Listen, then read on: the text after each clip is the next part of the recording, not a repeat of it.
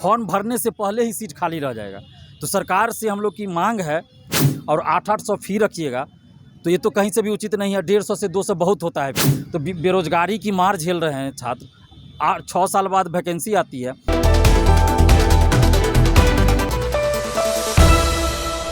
नमस्कार, आप देख रहे हैं इनसाइड प्रेस। मैं हूं आपके साथ अरबाज अनवर। अभी हम मौजूद हैं गांधी मैदान में और हमारे साथ आज मौजूद हैं छात्र नेता दिलीप। ये वही दिलीप हैं जो कि कभी बीपीएससी आंदोलन में लाठी डंडा से पिटाए थे प्रशासन के द्वारा। आइए उनसे बात करते हैं, जानते हैं क्या है मसला आज का। देखिए, बिहार में 6 साल के बाद सिविल कोर्ट के लिए वैकेंसी आई है। उसमें 4 तरह के पोस्ट हैं, लेकिन 7000 टोटल सीट है। चारों पोस्ट मिला के खुशी की बात है कि वैकेंसी 6 साल बाद आई। हज़ारों नहीं लाखों स्टूडेंट हैं जो इसका वैकेंसी का इंतज़ार कर रहे थे। लेकिन इसके खुशी के साथ साथ निराशा भी छात्रों में इस बात को लेकर हो गई कि जो विज्ञापन निकला है उसमें बहुत सारी विसंगतियां हैं, त्रुटियां हैं, जिसको कि संशोधित किया जाना अनिवार्य है। और इसी के लिए छात्र अभी परेशान हैं। हम लोग अभी हर जगह जाके बात रख रहे हैं लोकतांत्रिक ढंग से, चाहे सीएम सचिवालय हो या सामान्य प्रशासन विभाग, हर जगह हम लोग जा रहे हैं। और उसमें समस्या ये है कि स्टेनोग्राफर के लिए जो वैकेंसी आई है, तो इसमें होना ये चाहिए था कि अंग्रेजी के लिए भी होना चाहिए था, हिंदी मीडियम के लिए भी, और बाइलिंगुअल, माने तीनों के लिए ऑप्शनल होना चाहिए। जिनमें भरना है वो भर सकते हैं। इससे पहले की वैकेंसी आई थी उसमें ऐसा था, लेकिन इस बार क्या कर दिया गया है कि अनिवार्य कर दिया गया है कि आपको बाइलिंगुअल होना है, यानी कि इंग्लिश, अंग्रेजी और हिंदी दोनों भाषा में आपको रहना चाहिए स्टेनोग्राफर के लिए। तो ये बहुत कम लोगों के पास ऐसी योग्यता है, नहीं के बराबर समझिए। और सीट 1500 है, और मुश्किल से पूरे बिहार में ढूंढेंगे तो 10-20 मिल जाए वही बहुत है, वो भी नहीं मिलेगा। तो ऐसी परिस्थिति में वैकेंसी आई है, लेकिन फॉर्म भरने से पहले ही सीट खाली रह जाएगा।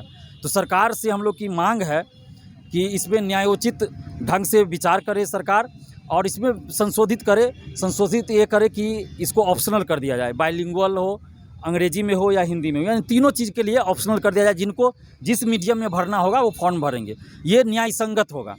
और उसके बाद जैसे फॉर्म भरने में 800 रुपया हर एक पोस्ट के लिए लग रहा है। एक पोस्ट के लिए शायद 600 है, बाकी के लिए 800 है।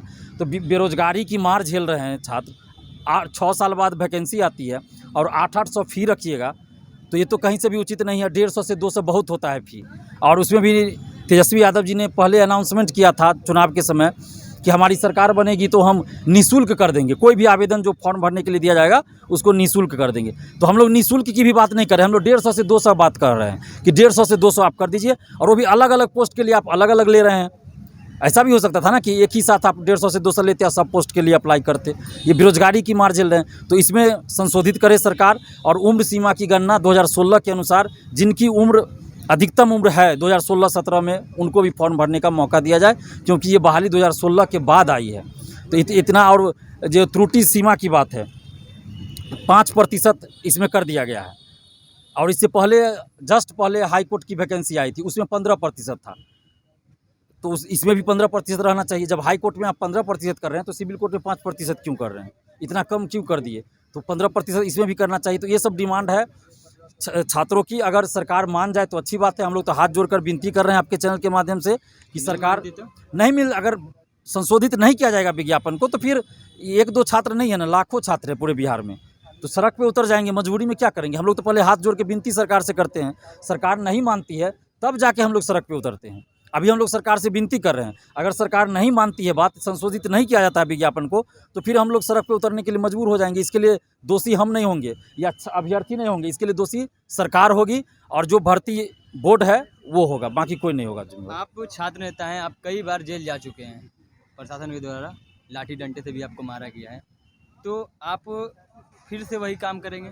देखिए, सच्चाई के रास्ते पे हम चलते हैं, और जहाँ भी अन्याय होता है वहाँ न्याय के लिए आवाज़ उठाते हैं। और इस दरमियान हमें कोई भी प्रताड़ना दी जाए, हम उससे डरते नहीं हैं। चाहे हमें जेल भेज दिया जाए, या हमारे ऊपर लाठी बरसाया जाए, या किसी भी तरह से प्रताड़ित किया जाए, हम डरते नहीं। इससे पहले भी हमें आर्थिक अपराध इकाई पेपर लीक जो उजागर किए बीपीएससी का, तो हम ही को उठा के सबसे पहले ले गई, लेकिन हम कहाँ डरे। इसके बाद 31 अगस्त को बीपीएससी से परसेंटाइल हटाने के लिए आंदोलन किए, उसमें भी हमारे ऊपर बर्बरतापूर्ण लाठी बरसाई गई, हमें 7 घंटा तक थाने में रखा गया, हम नहीं डरे। इससे पहले 2021 में 11 फरवरी 2021 को हमें अरेस्ट यहीं जेपी गोलंबर से किया गया था, और 15 दिन जेल में रखा गया बिना कारण का, कोई कारण नहीं था, फिर भी हम नहीं डरे। आखिर ऐसा दिलीप कुमार के साथ क्यों होता है? बार बार जब भी स्टूडेंट का मसला होता है, जब भी दिलीप कुमार आगे आते हैं, तो उन्हें बंद कर दिया जाता है या फिर प्रशासन के द्वारा पिटवाया जाता है? देखिए, ये आज पहली बार नहीं हुआ है, अंग्रेजों के समय में भी होता था।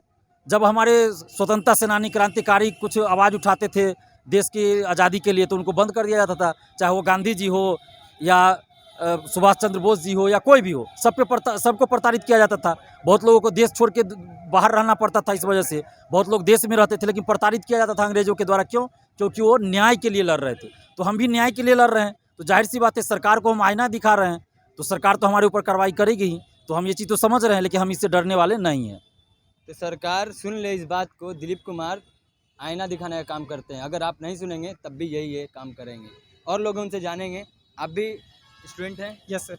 आप भी सिविल वाला फॉर्म भरें, सिविल कोर्ट वाला? नहीं, अभी कैसे भरेंगे? जब तक कि वो बाइलिंगुअल को हटाता नहीं है तब तक तो हम लोग फॉर्म फिलअप कर नहीं सकते हैं, क्योंकि हम लोग को सिर्फ एक स्किल है और वो है इंग्लिश मीडियम में। तो पहले जो इससे पहले 2017 में जो वैकेंसी आई थी उसमें हिंदी वालों के लिए सीट अलग था, इंग्लिश वालों के लिए अलग था और बाइलिंगुअल के लिए अलग था। तो हम लोग का इंग्लिश स्टेनोग्राफी, हम लोग इंग्लिश से स्किल किए हुए हैं। तो अगर वो जो है इंग्लिश और हिंदी और बाइलिंगुअल अगर तीनों को जो है सेपरेट नहीं करता है अलग अलग, तो फिर हम लोग फॉर्म नहीं भर पाएंगे। अच्छा, तो मतलब अभी लोग फॉर्म नहीं भर रहे हैं, क्यों? क्योंकि ये लोग बाइलिंगुअल का कहीं ना कहीं विरोध कर रहे हैं कि बाइलिंगुअल ख़त्म हो, या तो इंग्लिश या तो हिंदी। बात कीजिए, एक और बात करते हैं और से इनसे क्या है मसला, फिर आप भी बताइए। देखिए, हम लोग English short hand, Hindi short hand individual candidate हैं, ठीक है। शॉर्ट हैंड सीखने में, उसका प्रिपरेशन करने में समय लगता है, और जब वैकेंसी आया बिहार सिविल कोर्ट का तो दोनों मांग रहा है। समझना चाहिए आयोग को, जो 2016 में वैकेंसी आया था तो बाइलिंगुअल में 0 कैंडिडेट सिलेक्टेड हुआ था, और इस बार 1500 वैकेंसी है तो बाइलिंगुअल ही कंपलसरी कर दिया है। इसे कितना कैंडिडेट सिलेक्टेड होगा, ये तो सोचने की चीज़ है। और बची बात अमेंडमेंट की, तो अमेंडमेंट पॉसिबल है। जब बिहार एसएससी के रिजल्ट में अमेंडमेंट हो सकता है, तो ये तो अभी विज्ञापन आया है। तो आपने सुना, जब बीएसएससी बिहार एसएससी में जब संशोधन हो सकता है तो सिविल कोर्ट वाले फॉर्म में भी संशोधन हो सकता है। नहीं तो इन लोगों का साफ तौर पर कहना है, अगर नहीं करेंगे संशोधन तो ये लोग रोड पे उतरेंगे। इनके पास लास्ट उपाय वही है। ऐसी ही तमाम अपडेट्स, खबरों के लिए जुड़े रहे हमारे चैनल इनसाइड प्रेस के साथ। तब तक के लिए धन्यवाद।